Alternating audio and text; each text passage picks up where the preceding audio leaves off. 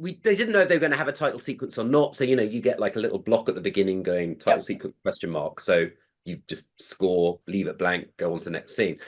And then at the end of it, end of episode 1, Ron was like, we are going to have a title sequence. And it's lots of images of gay men, but also lots of images of army, of DC, of this, of that. So It's very lots of political.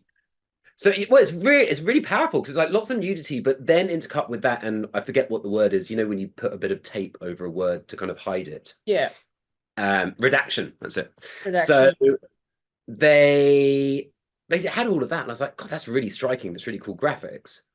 75 seconds is a long time. He's like, any directions? And he was like, nope, just go do your thing. And that's honestly, that's just Ron's way. It's why the actors are so fucking great. Everybody's great because you just get to go and do your thing and use your inspiration to begin with. So I was like, well, do you know what would be really cool? I always call it like the kettle test, where you go and make a cup of tea and you're in the kitchen, and then you're in the kitchen in the other room, and then you hear this theme, and it's like you recognize the theme. It's like, oh, that's Fellow Travelers, or that's whatever.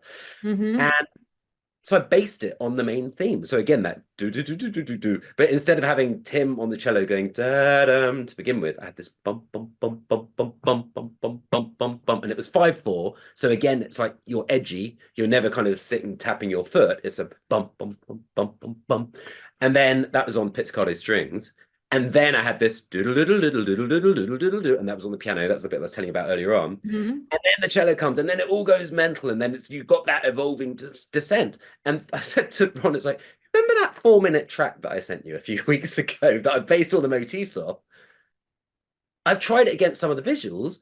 Works bloody great. I'm going to change it and do that. So I orchestrated it a bit and mocked it up to give him an idea. But at the end of it, you descend into that darkness, the dun dun dun dun, da-dum, and it ends up with literally da da da da da da da. So it's cheeky. It's kind of because it's pizzicato and it's staccato strings and stuff, but it's got a really big arc and dynamic which Mm-hmm. goes on. And I mean, 70, it's like a dream job, isn't it? 75 It seconds is of a right dream job. start, giving it dynamics, and you can get as big as you want and as small as you want. And yeah, pinch me.